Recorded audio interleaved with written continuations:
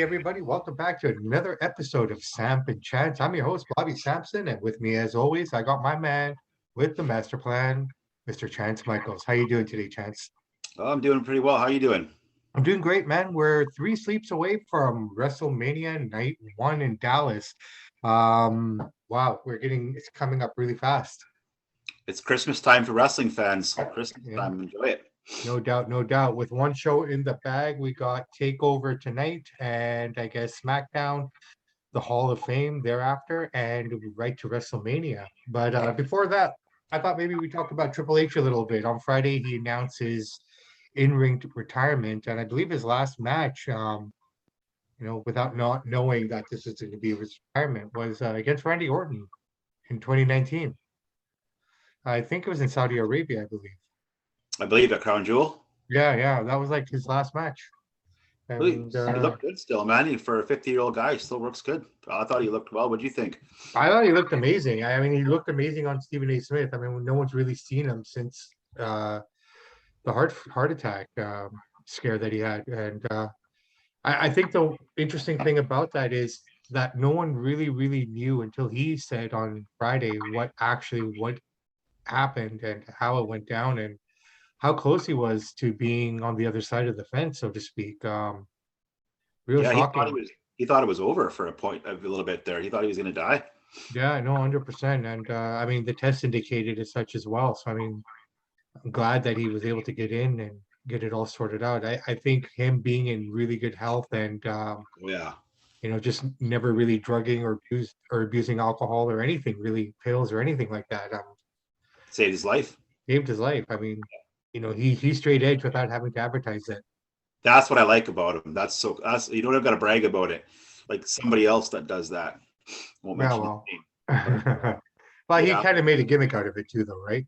yeah, no, well, fair enough, fair enough. But let's talk about Triple H. I think he's a top 10 of all time. What do you think?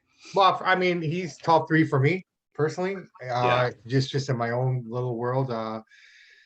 Triple H and Taker were always my favorites, just growing up as a kid and whatnot. But Triple H for me was just always my favorite heel, just my favorite wrestler, generally speaking. It was kind of funny. My dad used to get mad at me all the time for cheering for Triple H, considering he was always a heel. Mhm. So that's kind of one of the things that I kind of chuckle about once in a while, just remembering those times when I think of Triple H. Um, Triple H has it all, dude. He's got the look, the height, the build, the mic skills, amazing entrance. Like he's everything you want in a pro wrestler. He has it all. Yeah, well, I mean, he ran the gauntlet. He came into the WWE in 1995 after a brief stint as Terra Rising in WCW, and he started this blue bread pedigree kind of gimmick, The and rich boy, the snobby rich yeah, guy from up the hill. yeah, no doubt, and he kind of did his thing, and then I guess he got connected to the boys, the Click, and probably one of the best things that kind of ever happened to him and to those guys as well. To think about it, I mean, if you think about it, most of those guys would have probably been in really bad shape, if not on the other side now, if it wasn't for Triple H and his clean ways. I mean, they had a designated driver all the time. So, but no, man, he came in, he just he quietly built his name. Things happened along the way. The infamous curtain call. He was the only one who actually got punished for that. Um, Sean was untouchable. The other two left the company. So, I mean, it was him who took all the brunt. He was supposed to win that year's King of the Ring that Austin won, where Austin 316 was born. So, I mean, That everything was kind of happens for a reason. But yeah. you can say the man's paid his dues. Oh, he's paid his dues all right. He's paid his Absolutely. dues in spades. Yes, he's married to Stephanie, but you know what? So what? As far as I'm concerned, What year did I they get married? it would have been Roughly. probably in the early 2000s, if not the late, 1999s or whatever it was. Sorry, I Yeah. totally screwed that up. The one thing Uh, I disagree with people on it didn't really matter that he married Stephanie or not. Vince is a savage, and if you're not a good wrestler and you don't produce, he'll cut you. It doesn't matter if you're a son-in-law or not. People forget that about Vince. yeah, So no, for sure. with Like, Triple but H, look at all uh, the good matches he had since he married Steph. He was producing, man. He was top level talent. He earned that spot. no, he earned his spot before he even got married. I Yeah. mean, you think about it. I mean, you look how much heat he had to take. Yeah. for the curtain call. That would have broken most people to leave the company, to move on. But he took it, man. He took the punishment, and he took it with grace.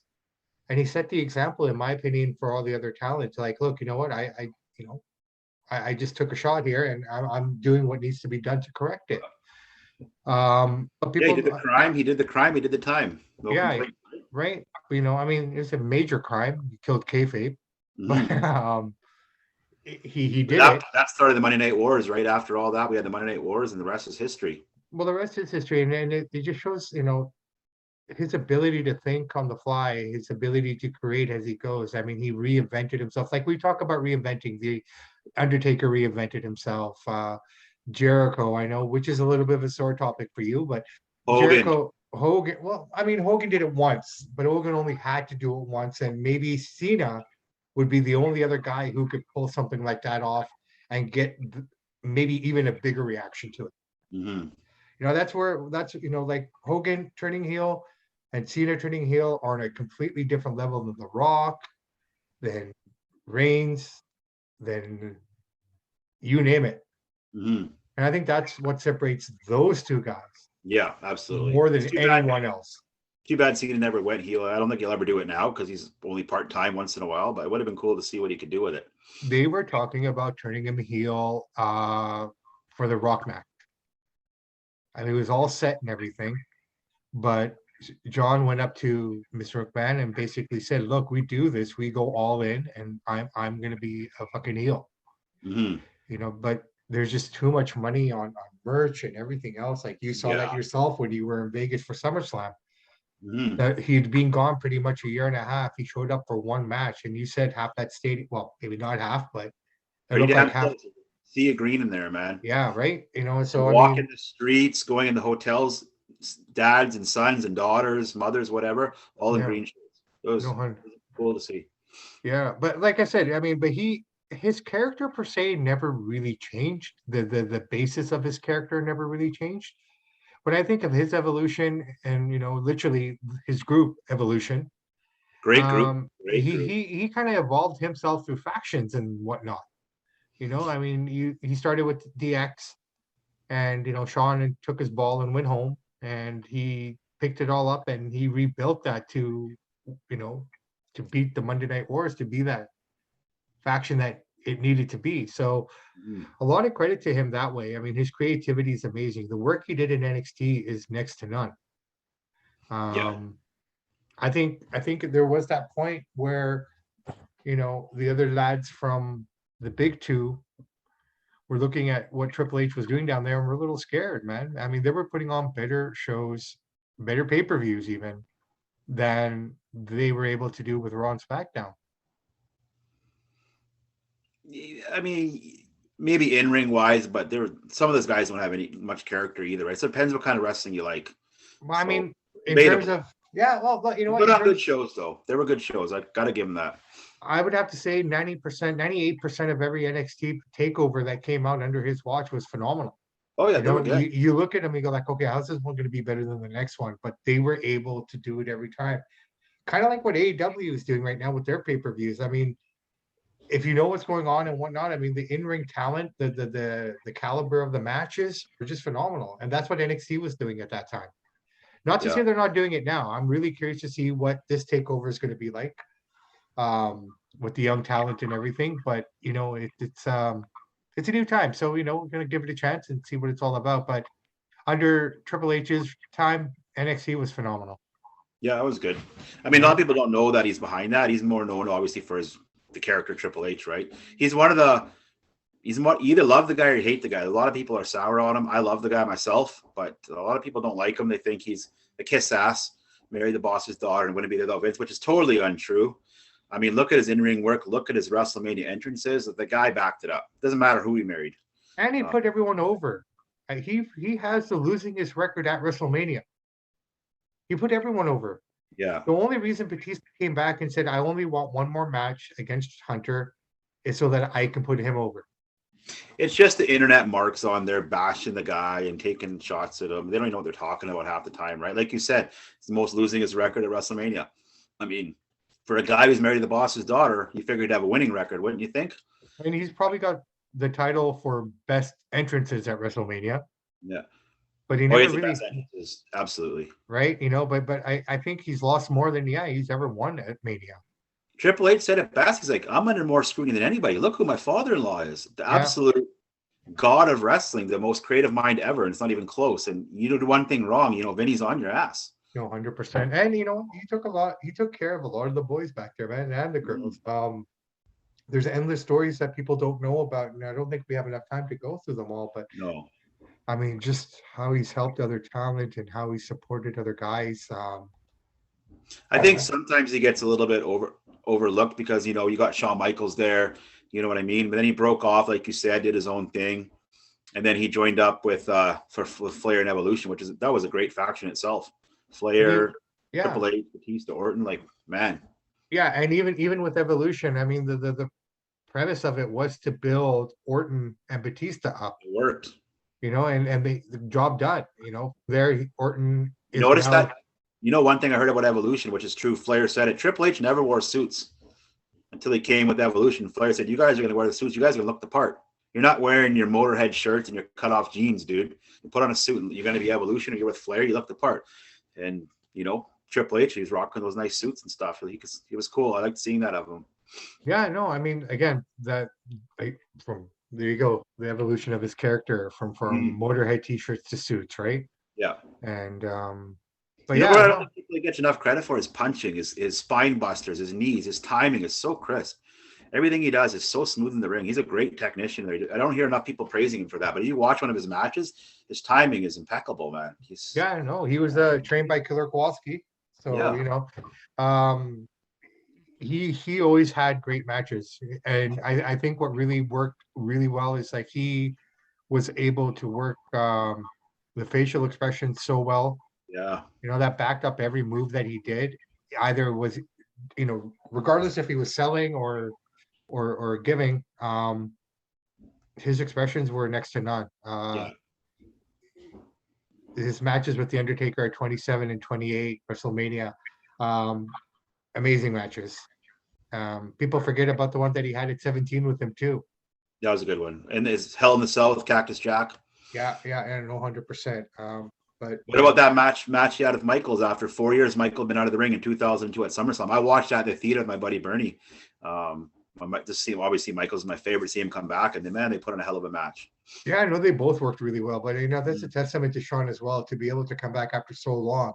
Not miss a beat. But the chemistry between those two is just that just shows, the old saying, you never forget how to ride a bike, right? So so they just got back on, they were able to do it. I think the only thing that I didn't really like was their tag team in Saudi Arabia against the Brothers of Destruction. I liked it because you see Shawn Michaels do a backflip off the top rope onto the floor at 50 or whatever, 52 is pretty impressive. No, for sure. I liked it, but I just seeing them both bald kind of just maybe, like, I don't know. Triple H has a full head of hair. He just shaved the bald to be a little more corporate. He could grow his hair out. He's full head of hair. Oh, no, nothing like that. But seeing a bald Shawn just didn't fit. That's not right because that's not right because he's a pretty boy. Yeah, that's what I'm saying. It's just seeing that kind of like, oh man. Shawn Michaels, if you're listening, dude, you got all the money in the world. Do what Deion Sanders did.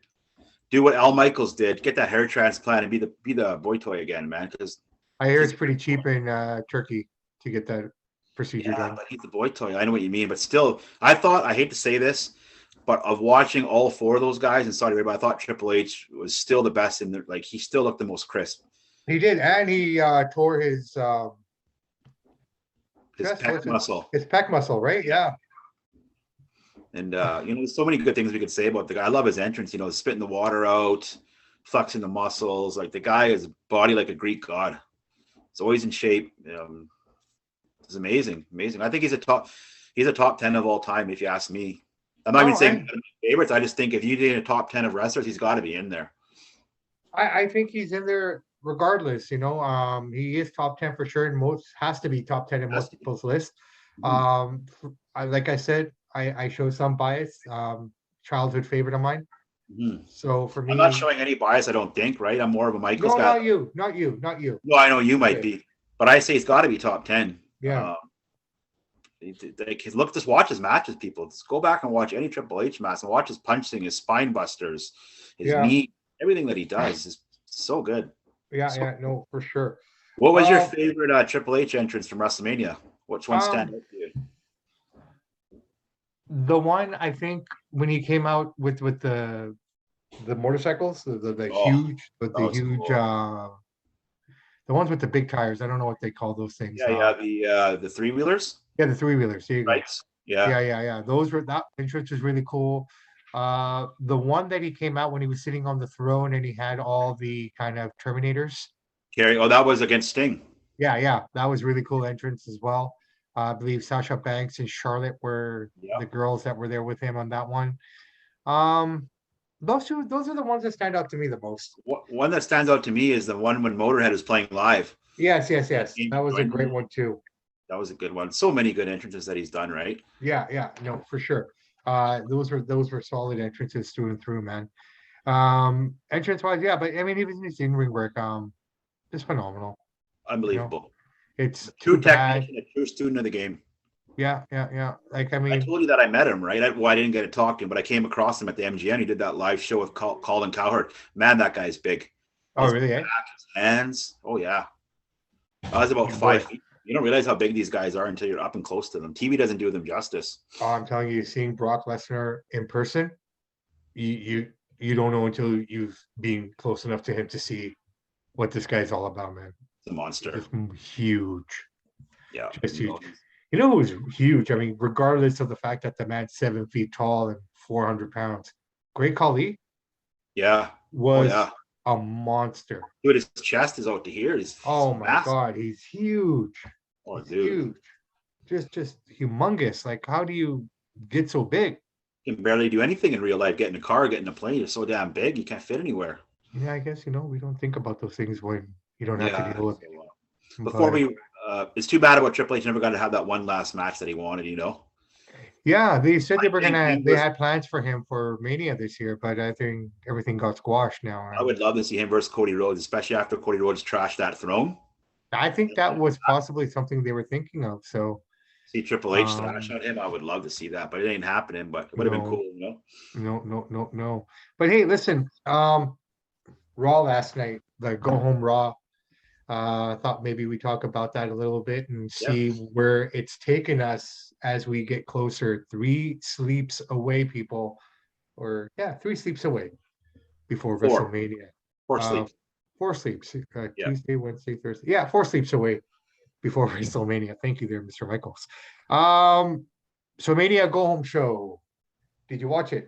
I did. Yeah, I watched it this morning. Yep.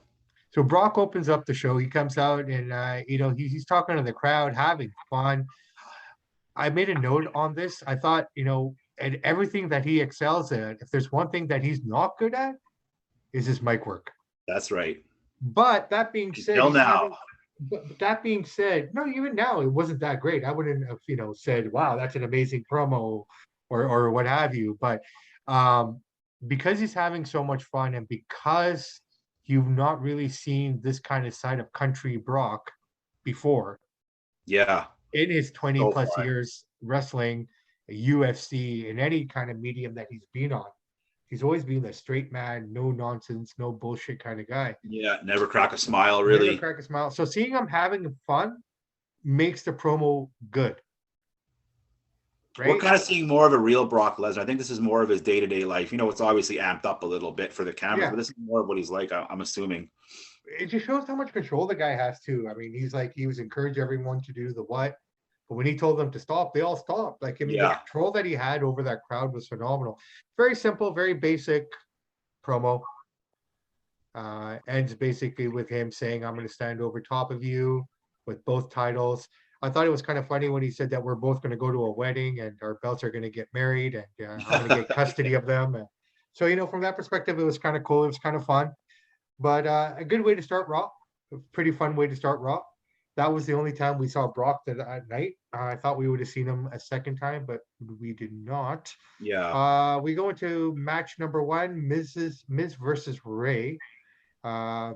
Ray comes out with Dominic and Miz comes out with Logan Paul wearing Ray's mask that Miz stole the week before. Um, Mysterio's son Dominic, he gets kicked out before the match even starts, so it's basically Logan and Ray against those two. What did you think of the match? I thought it was not bad. It's a nice Yeah, little build up, a little bit of an appetizer for WrestleMania. I yeah, thought it yeah. was cool that Paul came out with Ray's mask on. Adds a little, builds the story a little bit, you know? Lucha Logan.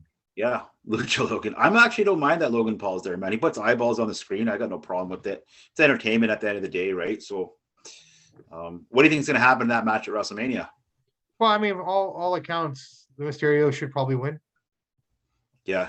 And I think this is me just going out on a limb here. I'm going to make a somewhat of a prediction. They the mask has kind of become a part of the storyline here now. It seems like. Yes.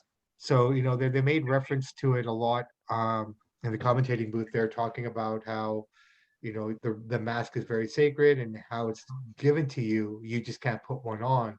Mm-hmm. Hence why Dominic doesn't have one and Ray received his at 17. Um, so I almost get a feeling that the Mysterios win this and Dom gets his mask, That'd be cool. right? I mean, The only thing with that, it kind of takes away the coolness of it because we already know what Dom looks like. yeah, but we knew what Ray looked like in WCW when he was part of the Latin New World Order, Yeah. I think most people forget that, but yeah, you're right. right? Like I mean, anyone can just go on the internet and just bring up an old picture from 1996. There's Mm-hmm. Ray, little baby Yeah. face. Yeah. But like when you, Uh, it's kind of like if you come with the mask and take it off, it's okay. But if you give him the mask now, we already know what Dom looks like. So it kind of takes away that mysteriousness from it, you know? I get it, but that's just a tradition. I mean, when everyone probably knew what Ray looked like before he got the mask, and then when he Yeah. gets it, he gets it. But I get it. I get what you're saying, Yeah. but in this age and time, and because of the namesake that he carries, it'd probably be a little harder of a transition. Yeah. But I'm thinking that that's what's going to happen there because I know there's two ways to go with those two now. Like at some point, you're going to have to break them up, and We will Dom see father versus son. That's going to happen. at some point. But do you give them a mask or do you do the turn first and then them reunite? It's kind of interesting because they never really mentioned it before, right? So I'm just kind of picking up on the commentary and see if they're planting some seeds for something that might happen at that match. So Yeah. No, it should be a good match. I mean, all of them can work. I mean, Logan Paul, we know he can box, so we'll see what he can do in the ring. I'm sure he's a good enough athlete to pull it off. well, I mean, he does have amateur wrestling background, so he can tumble, he can roll. So, Yeah. I'm sure he's not going to look like a complete idiot out there. He is an No. athlete. So, um, I reserve judgment until I see this now. You know what I mean? It's Yep. set. We know what we're gonna get.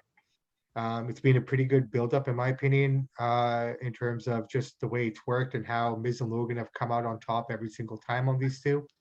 So, by all accounts, based on how wrestling usually works, the father and son duo should come out on top, in my opinion, on this one. I think so. Or maybe we see Dom turn on Daddy.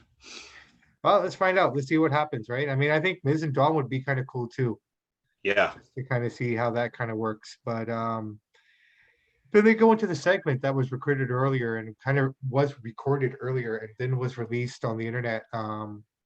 Seth Rollins goes to WWE headquarters, gets there before opening, ends up waiting an hour and a half before he can see Mr. McMahon, walks in there, puts his feet up on the desk. And that's the only time McMahon finally acknowledges him and says, "Get your feet off my desk." That Um, was a great segment, man. I loved I it. thought it was really cool. I thought it was funny. Why don't you just come to me? He says.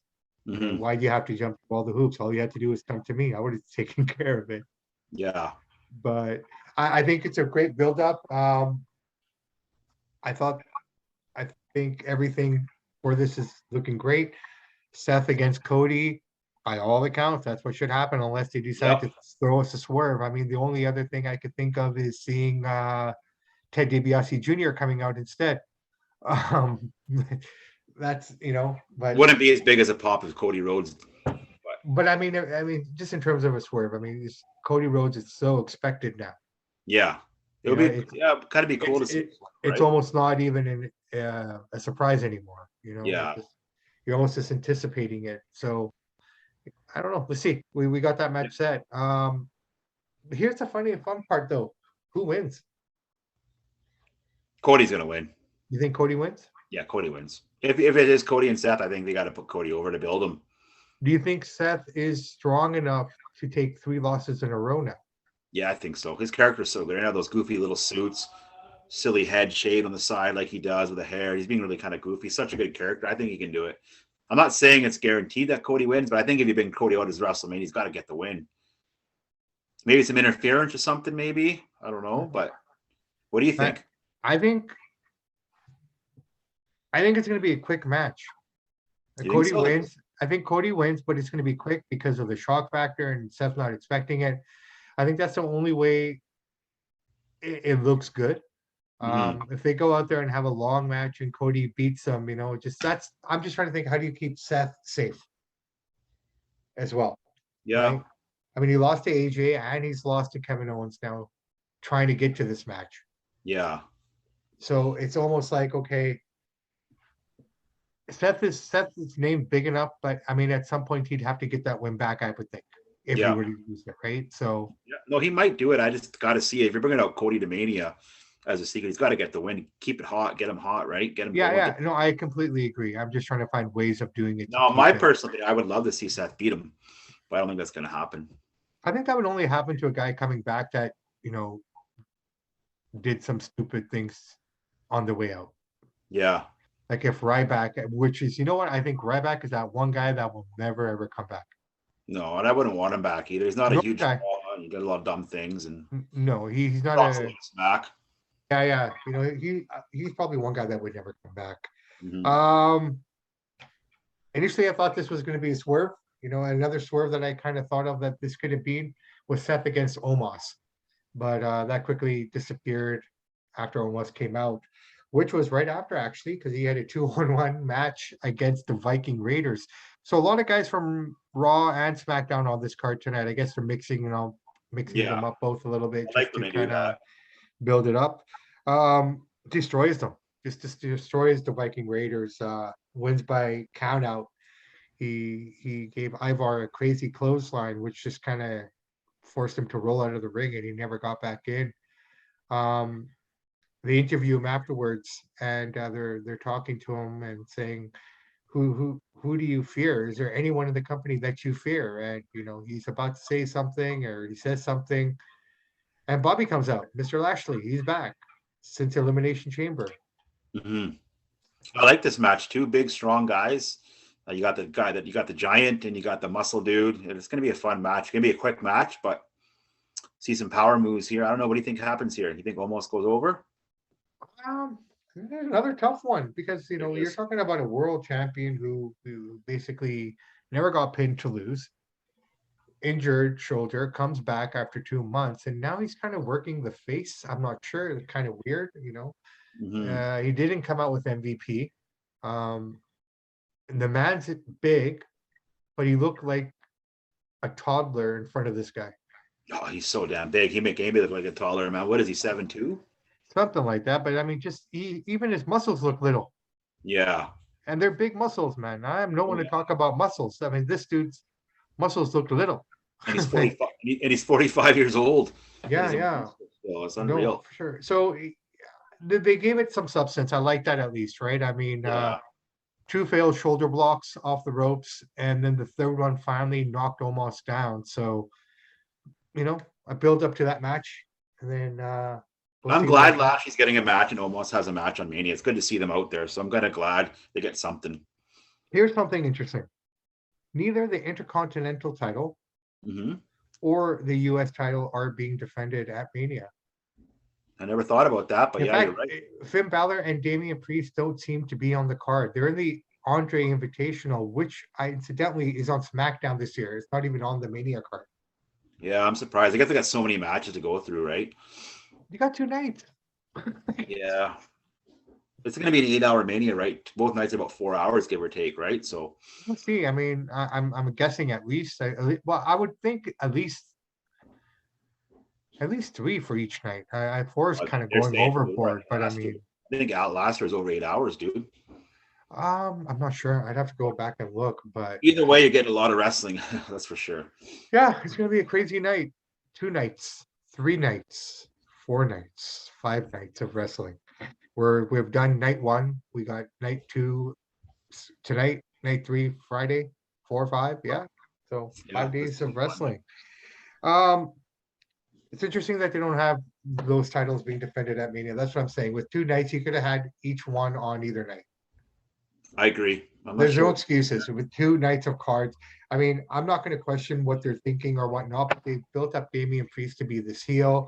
I think it'd just be a really good story for him to win his title back at Mania as the heel and to kind of build him up. I mean, it doesn't make sense to me, but again, I'm not there. I don't know what their plan is, but it doesn't make sense for them to be in We the. will see a few surprises at Mania. That's the nice part about Mania. Some will go down. Maybe Bobby interferes in the Reigns match, cost Brock the belt. Who knows? But something's going to happen, right? Yeah, no, something always going to happen. Um, so yeah, from there, we get into a backstage segment with Reggie and Dana Brooks. I guess this is the new comedy couples, man. The 4 or 5 of them, including R-Truth. Uh, Reggie's about to propose to Dana Brooks.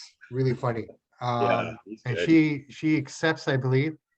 Tamina comes out, beats him up, chases him away, and Tozawa comes out in his suit. And he proposes to Tamina, and she accepts, but in a very aggressive manner. Just a comedy piece, I something to like it. fill time on. It was And they're funny. they'll be doing some fun stuff at WrestleMania too. They're gonna have a good comedy bit going on. They're fun. I like it. I see them running through matches and stuff like that. That'd be interesting. Yeah, I like Um, it. Reigns was on Monday Night Raw. The Bloodline was there, which is why I was surprised. I thought Vince. I thought, sorry, not Vince. I thought Brock would have come out for this segment as well, but we only saw him in the opening. Even Roman was by himself with the family, and Paul Mhm. Heyman with no interference or anything. Really good promo, man. This guy's really come into his zone with I the don't know why microphone. Reigns gets all this hate. The guy's got everything you want. He's got the mic, the wrestling, the build. Yeah. Um, he had a hard time when they were pushing him really hard as a face, I think. Yeah. He was it was force fed, and he was trying to do his best, but this is the best character he can be is right Oh, now, is who he this is is. his prime. He's in his prime. He's firing on all cylinders. He's a top guy right now. No, he's a complete top guy, but in terms of just him being able to portray the character that he can and who he Mhm. truly can be, he's able to do it now, I feel, Yeah. as this role. Even if he becomes a face, I don't think you see much change in his mic work or in the way he's going to talk or his appeal. I'm It, glad he finally took his shirt off when he was wearing that shield vest for a while. I didn't like that. Your shield's done. Get that off. Like how Steph got it off, right? I don't like the cargo pants and all that. I like how he changed his yeah, look a yeah, little. yeah. All marketing, all marketing. But Mhm. he comes out and he's talking about, how far back this feud has been going, and talks about how he was the king of SmackDown until Fox needed him to run, or sorry, the king of Raw before Fox needed him Yeah, for the over at ratings. SmackDown. Yeah. Um, Talks about how this goes back to 2018 when Brock had busted him open, and at that match he took a lot of heat. He felt he had no respect from the people. He Yeah, had no respect from his family. So I mean, a really nice little piece there to kind of it build looked the very story. good. So I'm looking forward to that match. I don't think you need to do anything more with this now. This is ready to go. That's the match I'm looking forward to the most. It's going to be great. This will be the end of the feud here. Yeah, Winner takes all. It's going to be great.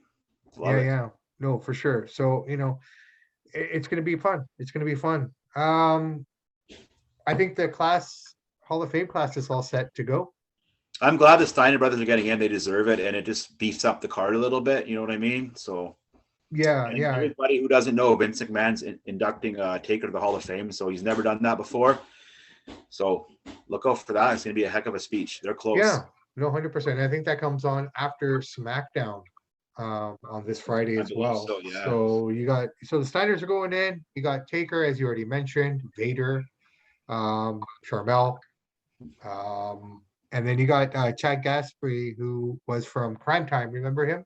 Oh yeah. Yep. He unfortunately he passed trying to save his son, I believe, from drowning, Yeah. It's a sad and story. so he's going to be taking that Warrior Award home. Deserves So it. yeah, no, for sure. Very sad. No, very sad for sure. Um, Kevin Owens, man. Has your opinion changed on him? Are He's a good. He's done some good promos and some good vignettes, whatever you want to call it lately. He's building this up by himself?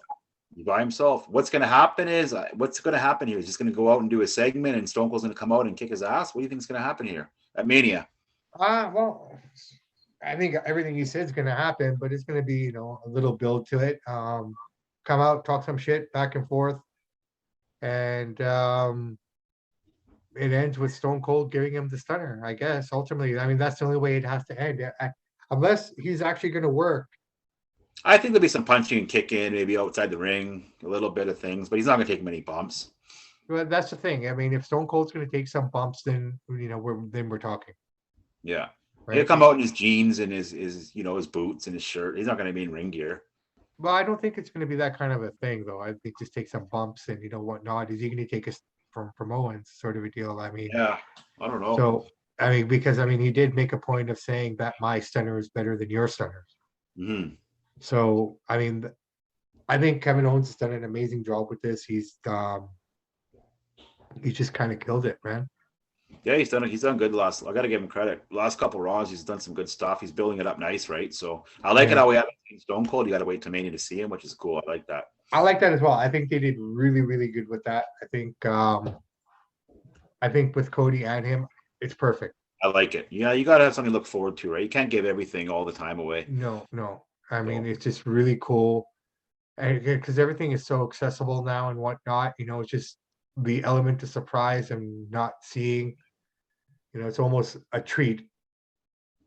Yeah, well, nothing like I said with the internet, the internet marks, the dirt sheets, everything before it happens. So yeah, kind of nice to have this. So we go into a match with Austin Theory against Ricochet. Ricochet, Intercontinental Champion from SmackDown. Yeah. Who will be defending his title on SmackDown, Friday SmackDown before Mania against Los Lotharios, Humberto and Angel. But it's a triple threat match. So all three guys are going to be fighting each other for the title on Friday night. He loses tonight to Austin Theory, though, which is kind of interesting. Yeah. I don't know what they're doing with that. Well, I guess they're going to keep Theory strong going in against Pat McAfee, right? Because I think Pat will beat him there. I think so. That's going to be a good match, though, because Pat can work. Pat can talk. Pat can work. So I'm looking forward to that. He's going to, I think Pat McAfee's going to have a Bad Bunny moment. He's going to do a crazy move or something that we're not expecting. Like, oh my God, Pat did that, Yeah, no, I think it's going to be a really fun match. This was my favorite part of Raw coming up. It's been 2 weeks. Both the ladies had kind of been absent from one another. The final build-up to Bianca versus Red Becky Lynch. Wow. Be a good match. Wow. So Bianca comes in, cuts a promo. I'm going to make this really quick. I'm going to get right to the gravy of this one, man. Cuts a quick promo. The man's music hits. She's waiting for her to come out. She comes from behind. Was she under the ring? I'm not sure. She comes out with the chair. Bianca sees her. They go back and forth. Becky gets the upper hand. And she goes for the Brutus the Barber beefcake scissors and attempts to cut off the braid. Cool. Somehow Bianca is able to break that up. And I don't think I've ever seen this in wrestling at this level. The woman getting her hair cut.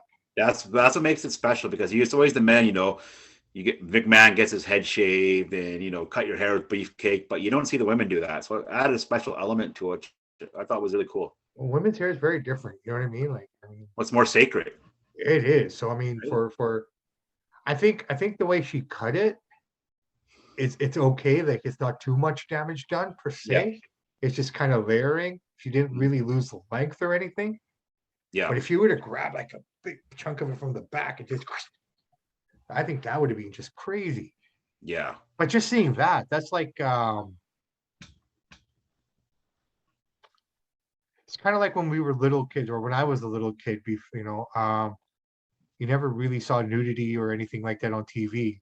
And the odd time that you'd ever see, to be like, so excited or whatever, right? Like shock, sort of a deal. That same kind of feeling. Like I've never seen that before. I can't think of it. I thought. I've never seen it before in wrestling. Right. No. And granted, I didn't use the internet to think about it. I tried to use my old memory, going back into the annals of my It histories of might have watching. happened on the indie scene, maybe, but not on the big scale. It hasn't. Well, that's what I said. It's never been like that. So I am looking forward to that match now, more so than ever. That was a cool segment. I got to give them that. That was probably the highlight of Raw, and Yeah, it was really cool. And they did it well. It's going to be a great match, and they both can work good. They're both great athletes. this Raw was packed, man. Like, by the hour and a half mark, I'm kind of like, okay, Raw should only be 2 hours. 3 hours is just not too long. I know But that this, the sponsors and they all want the 3 hours, but 2 hours is what should be. He trimmed some of the fat, so to speak. You know what I mean? these 3 hours were just really fun. I mean, for myself, I really enjoyed Raw. Yeah, it was I great. really thought it was fun. Best Raw in a long time. Yeah, and it's not over, man. Drew McIntyre against Happy Corbin and your man with the suspenders, Madcap. Matt Moss. Drew wins again, but Happy keeps getting away from him. They keep making point that Happy hasn't lost a match since he hit the jackpot, so he's on an unbeaten streak of sorts. I guess that comes to end at Mania, in my opinion. Yeah, Drew's going to take it.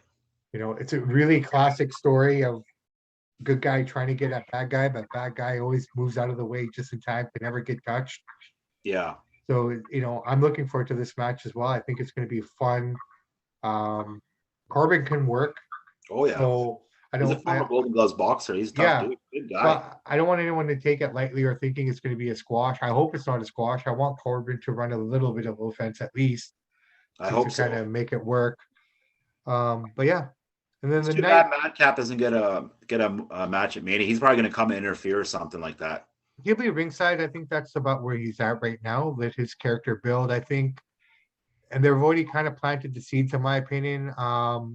Madcap and Happy are going to have some at some point. Maybe Madcap will cost Corbin the match. Possibly. I mean, so yeah, possibly considering everything that's been kind of going on, So yeah, it's curious to see. We'll kind of figure it out. Anybody in wrestling right now got a bigger chest than Madcap? His chest is huge, man. That guy's just chiseled. Yeah, he's chiseled. Anyone have the chest his size? Brock? I guess Brock, but yeah, but like he's so defined too, right? Like the guy's no. Well, you look at the best bodies in wrestling. We can talk about that another time, but right off the top of my head, Madcap, Bobby Lashley, Brock, just because of pure size. We're talking about cut definition. Yeah, you're just saying size and brute mass. Yeah. Yeah. So I'd have to say best physiques right now probably belong to Lashley and Madcap. They look like $1 million, man. Yeah, that Ridge Holland is pretty nicely cut up too. Yep. He looks pretty good. Sheamus is pretty good. Sheamus has always looked good though, man. Him and Seth are big CrossFit guys, right? That guy's never seen a tanning booth in his life, though. I'll tell you that. I don't think he can, man. No, I know. It would take a few sessions for him. Yeah, a few sessions before he could even get a tan. We end the night then. This is the main event for Raw. RK Bro against the SmackDown Tag Team Champions, the Usos. Pretty good match, man. It's really back and forth, a lot of good action. RK Bro are looking better and better with every week. Their chemistry is scoring better. They're working better together. I think Orton's having a lot of fun. He's another guy like Brock who just seems to be having fun finally. Yeah. The RK Bros, they got great chemistry, right? You got Orton's more serious, you got the goofy dude and Matt Riddle. They just blend and work so well together, man. No, for sure. That match at Mania, they got a triple threat match, right? RK Bros, Street Profits, and Alpha Academy, right? Yeah, no, for sure. Those are the three best tag teams, in my opinion, right there. No, absolutely. So here's an interesting fact here, or something that I noticed from Raw this night. So you had this tag team match going on, and then you had the Street Profits coming out, who I'm thinking are pretty much heel now. It's looking that way. Feels like it, right? They got that heel vibe going to them. They came out and attacked RK Bro during that match, and basically just kind of had a 2 against 1. Interestingly enough, Alpha Academy was not on the show. I know. What's up with that? Well, I don't know. Maybe I'm not sure. It's kind of interesting. Speaking of this match, what do you think happens at Mania, the triple threat match? The RK Bro, Street Profits, and Alpha Academy. Who's going to take it? Well, here's what I'm thinking we should do here before I answer that question. So, Samp and Chance fans, here's something that I want to share with you. We are going to be giving you guys more of Samp and Chance this week. This is just one of 4 episodes, did we say, Chance? That's right. That we're going to be dropping this week. So, after this show, we have a couple days here to kind of think and soak in the air and make our plans for Mania. But Friday night after SmackDown, we will be coming back to you guys one more time to talk about SmackDown. And Mr. Michaels, if I may, at that point, we should give our prediction. Fair enough, man. You're Yeah. on. I think at that point, we should have both nights pretty much locked and secured and know who's who and where's where and what's what and how's how.